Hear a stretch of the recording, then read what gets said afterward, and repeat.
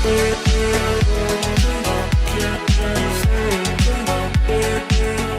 Students, welcome to फ्यूकी education. मैं आपका साइंस टीचर विवेक सर और आज आपके लिए मैं लेकर आया हूं चैप्टर 8 हेरिडिटी एंड इवोल्यूशन के कुछ इंपॉर्टेंट एमसीक्यूज।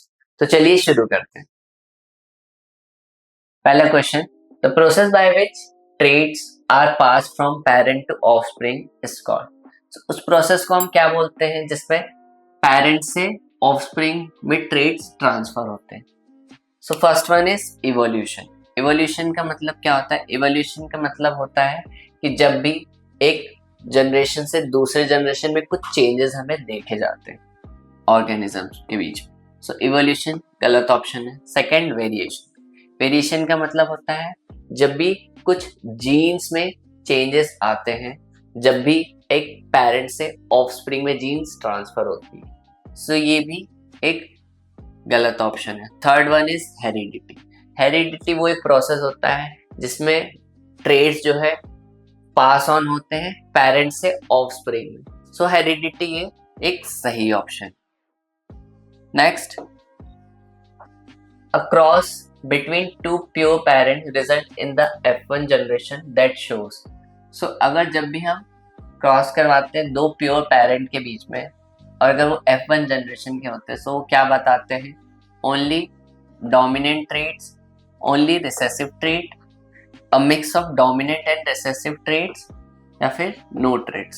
सो ओनली डोमिनेंट का मतलब होता है जब एक पेरेंट दूसरे पेरेंट को डोमिनेट करते हैं। सो ये एक सही ऑप्शन है। सेकेंड ऑप्शन हम देख लेते हैं, ओनली रिसेसिव। रिसेसिव का मतलब होता है कि कोई भी एक पेरेंट दूसरे जनरेशन में शो हो। सो ये एक गलत ऑप्शन है। Third, a mix of dominant and recessive. Dominant और रिसेसिव ट्रेट दोनों का मिक्सचर होता है F1 जनरेशन में, ये भी गलत है।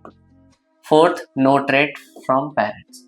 सो ये भी गलत ऑप्शन है। Next, which of the following is responsible for sex determination in human. So इनमें से कौन सा ऑप्शन है जो कि सेक्स डिटर्मिनेशन में मदद करता है ह्यूमंस का? सो ऑटोसोम। ऑटोसोम होते क्या है? ऑटोसोम का मतलब होता है हमारे ह्यूमन बॉडी में मेल और फीमेल में 22 पेयर्स के जो क्रोमोसोम्स होते हैं वो सिमिलर होते हैं। सो इसे ही हम ऑटोसोम बोलते हैं। सो ऑटोसोम एक गलत ऑप्शन है।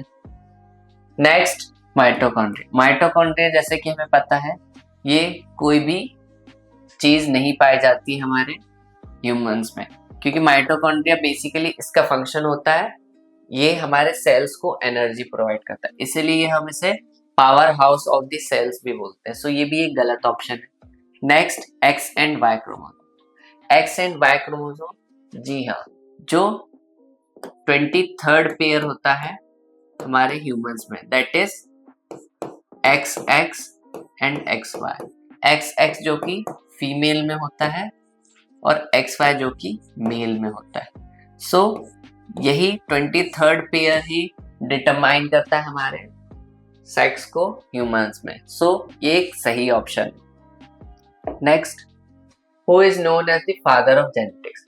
फादर ऑफ जेनेटिक्स किसे बोलते हैं? डार्विन जी नहीं, डार्विन को नहीं बोलते हैं। लमार्क भी नहीं है। Third one is George Mendel. George Mendel जो कि फादर ऑफ जेनेटिक्स है। फादर ऑफ जेनेटिक्स इनको इसीलिए बोलते हैं क्योंकि इनने जीन्स पर स्टडीज करी थी। सो ये एक सही ऑप्शन है। Next, which of the following is an example of acquired trait. Acquired trait का इनमें से कौन सा एग्जांपल है?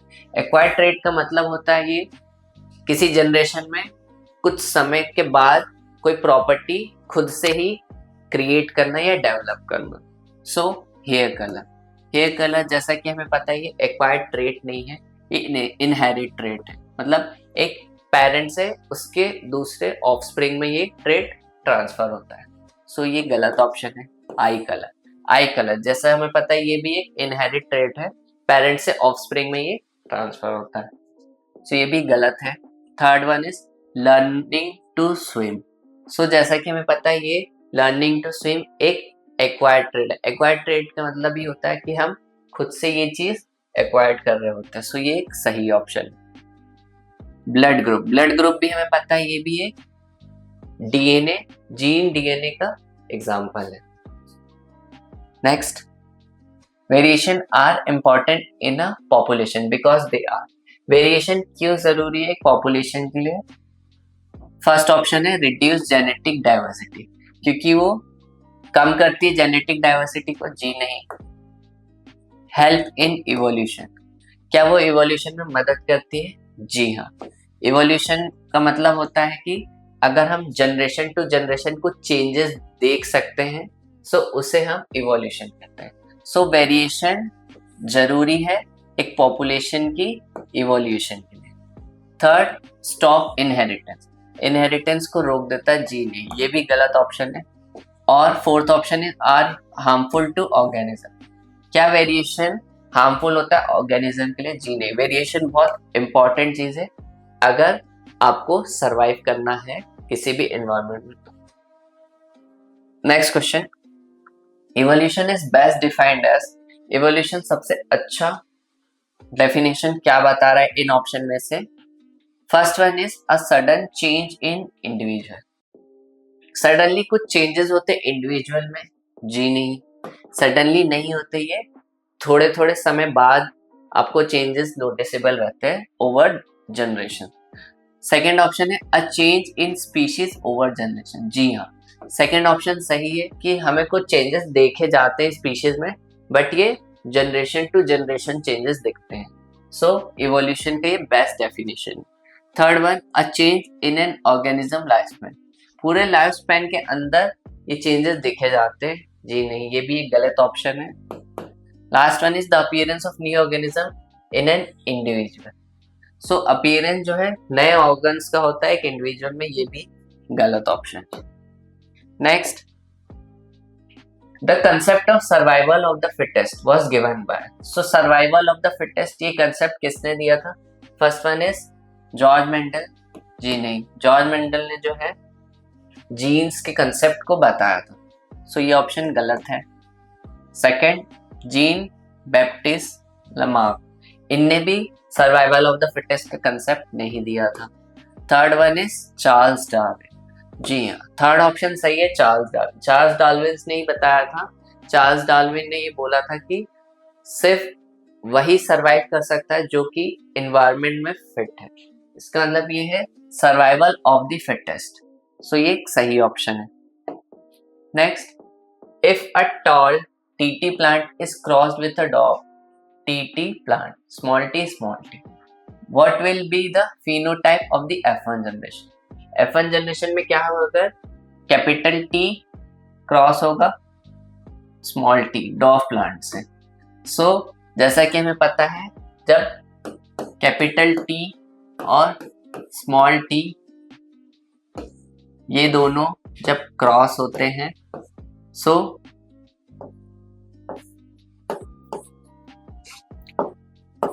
हमें पता है कैपिटल टी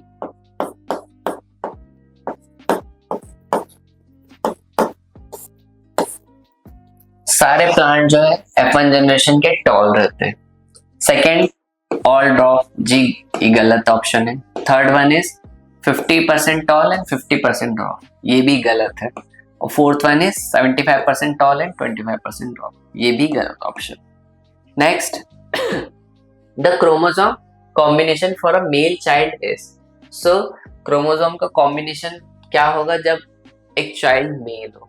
जैसा कि हमें पता है 22 पेयर ऑफ क्रोमोसोम उसे हम ऑटोसोम बोलते हैं, ये कॉमन होते हैं मेल एंड फीमेल में। और जो 23rd पेयर होता है that is XX and XY, XX chromosome female में होता है और XY क्रोमोसोम मेल में होता है। सो इन दोनों के कॉम्बिनेशन से ही डिसाइड होता है that whether a child is a male और फीमेल। सो अगर Y क्रोमोसोम हमें दिखते हैं, सो हमें पता चलता है कि वो एक मेल है, और हमें X क्रोमोसोम दिखते हैं, सो हमें पता चलता है कि वो एक फीमेल है। सो पहला ऑप्शन है XX क्रोमोसोम। सो XX क्रोमोसोम जैसा कि हमें पता है ये फीमेल के लिए रहता है। XY क्रोमोसोम, जी हाँ ये सही ऑप्शन है। XY क्रोमोसोम से ही हम डिफाइन कर सकते हैं कि एक चाइल्ड मेल है। थर्ड YY क्रोमोसोम, जो कि कुछ होता ही नहीं है। Next, fill in the blanks. The physical expression of a gene is called. So physical expression एक जीन की हमें क्या बताती है, उसका phenotype.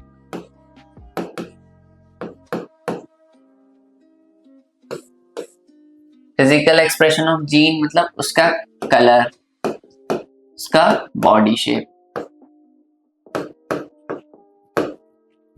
Next, the sex of a child in human is determined by the Y chromosome of father. So father के Y chromosome से ही sex of a child determine होती है। थर्ड क्वेश्चन है, the part of the cell that carries genetic information is. So उस part को क्या बोलते हैं जो एक जेनेटिक इंफॉर्मेशन कैरी करती है, तो उस पार्ट को हम क्रोमोसोम बोलते हैं।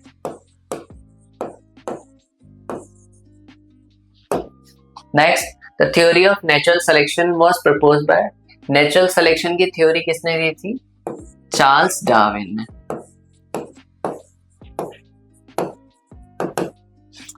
Next, the chromosome combination of a female is XY, that of male is Y।